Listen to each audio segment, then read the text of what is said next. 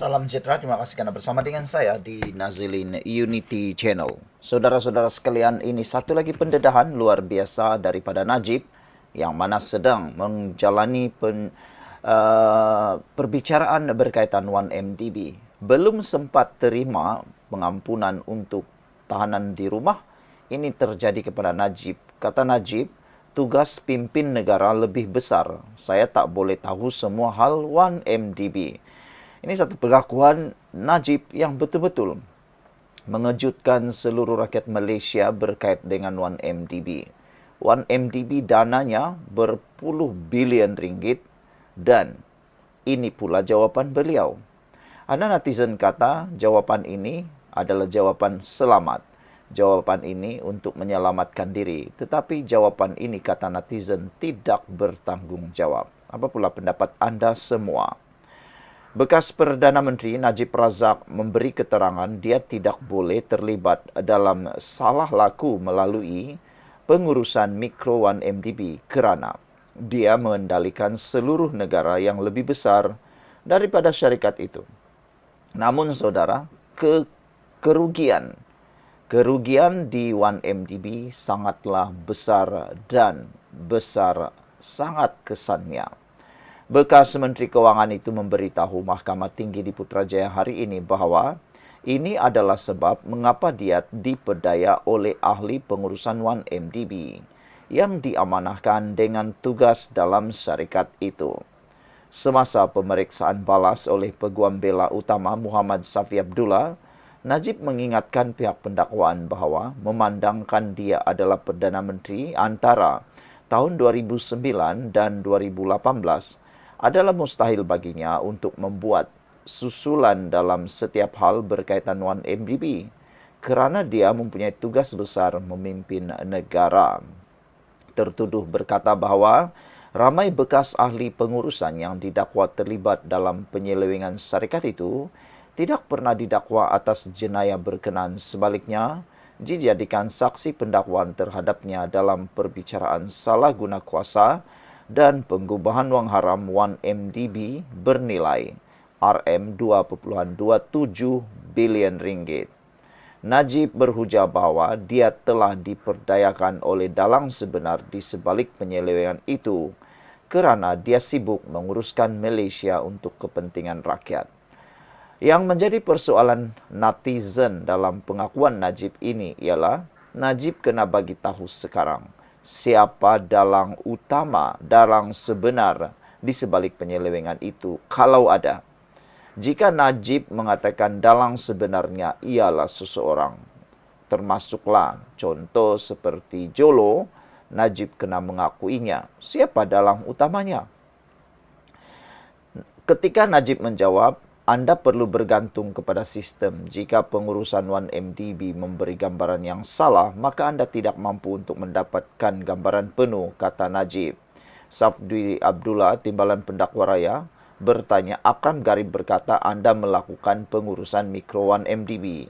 Najib menjawab, dia tidak faham peranan Perdana Menteri menguruskan seluruh negara. Seluruh negara bukan 1MDB tetapi jauh lebih besar daripada itu. Itulah sebab netizen mengatakan jawapan Najib ini sebenarnya hanya untuk menyelamatkan diri dan tidak bertanggung jawab. Najib juga menegaskan bahawa dia tidak mempunyai pengetahuan atau penglibatan dalam salah laku di 1MDB dan semua penyelewengan dana itu didalangi semata-mata oleh ahli perniagaan dalam buruan Low Tiek Jo dan pihak pengurusan syarikat.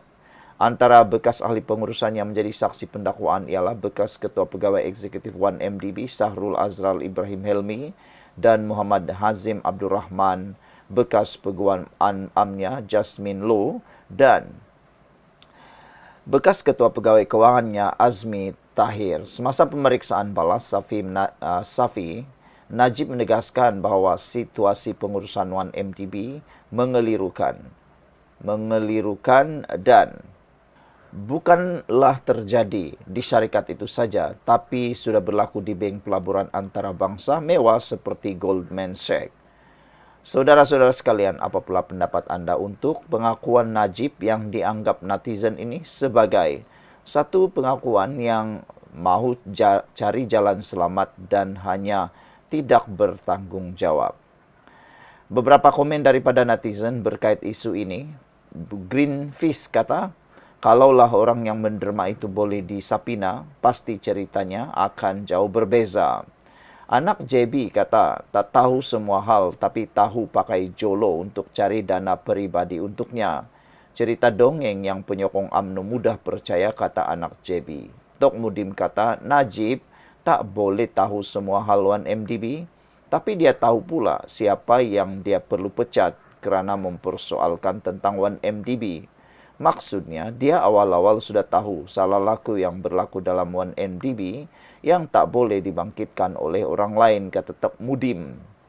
Ping Merlim 2094 kata, mungkin kalau tiang dan pintu itu boleh bercakap, Najib akan salahkan juga sebab tak bagi tahu dia pasal kecelaruan dalam kes 1MDB. Sekian dulu, jangan lupa tinggalkan komen Anda. Salam sejahtera, terima kasih karena bersama dengan saya di Nazlin Unity Channel. Satu lagi laporan luar biasa.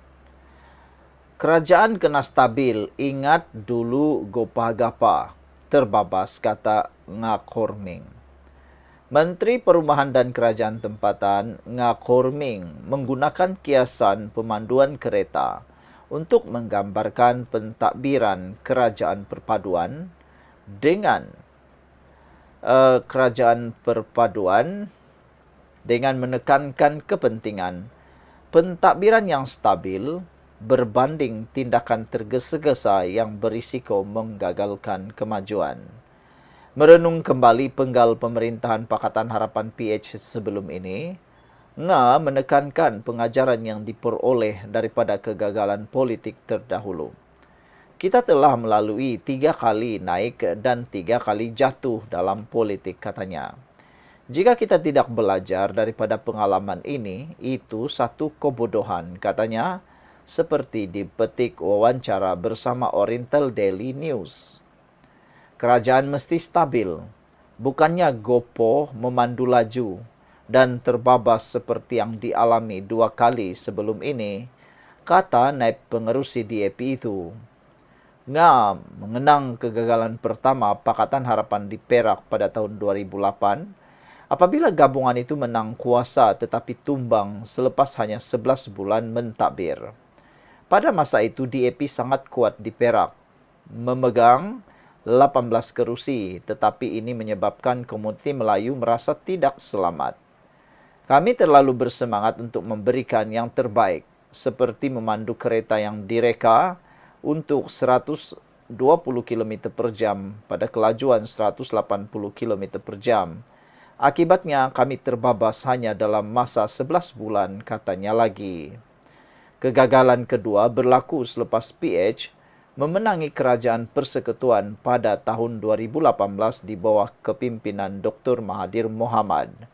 Walaupun berjaya menggulingkan kerajaan BN yang telah lama memerintah, pentadbiran itu runtuh selepas 22 bulan akibat langkah Sheraton. Pada masa itu, kami juga terlalu bersemangat untuk memberikan yang terbaik. Sama ada saya sebagai timbalan Speaker Dewan Rakyat atau Lim Guan Eng sebagai Menteri Keuangan. Jelas, kereta itu hanya direka untuk kelajuan 120 km per jam, tetapi kami memandunya pada 180 km sejam, katanya. Apa yang berlaku? Kami terbabas lagi selepas 22 bulan. Kali pertama bertahan 11 bulan, kali kedua 22 bulan. Dan kini ini kali ketiga kami dalam kerajaan. Jika selepas 3 penggal ini kita masih belum belajar menjadi lebih bijak, maka kita benar-benar tidak cukup pintar, jelasnya. Kini dalam penggal ketiga Pakatan Harapan sebagai kerajaan, Nga menekankan pentingnya belajar daripada pengalaman masa lalu untuk memastikan kerajaan perpaduan dapat melengkapkan tempoh 5 tahun penggal pentadbirannya. Dalam wawancara itu, Nga turut membincangkan kerjasama semasa PH dan UMNO yang digambarkan sebagai bukti rasa syukur dan kematangan. Dia mengakui perbezaan pendapat tidak dapat dielakkan tetapi menekankan pentingnya memberi tumpuan kepada matlamat bersama.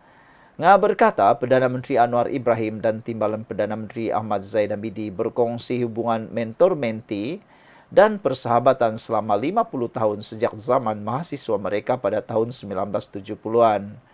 Dia turut memuji Menteri-Menteri UMNO atas pengalaman dan pragmatisme mereka sambil menyatakan mereka mengelak daripada mendesak dasar-dasar ekstrim dan bekerja ke arah perpaduan.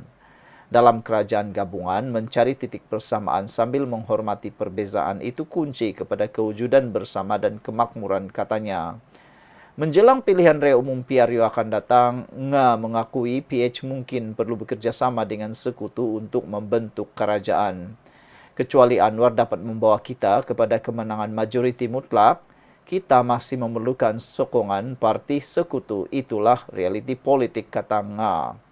Sementara itu, Nga sempat berseloroh mengenai perjalanan politiknya. Jika PH menang 84 kerusi dan BN memilih untuk bekerjasama dengan Perikatan Nasional PN, maka perjalanan politik saya akan menjadi 3 kali naik dan 4 kali jatuh, katanya lagi. Sekian untuk kali ini, jangan lupa tinggalkan komen Anda, tekan butang subscribe.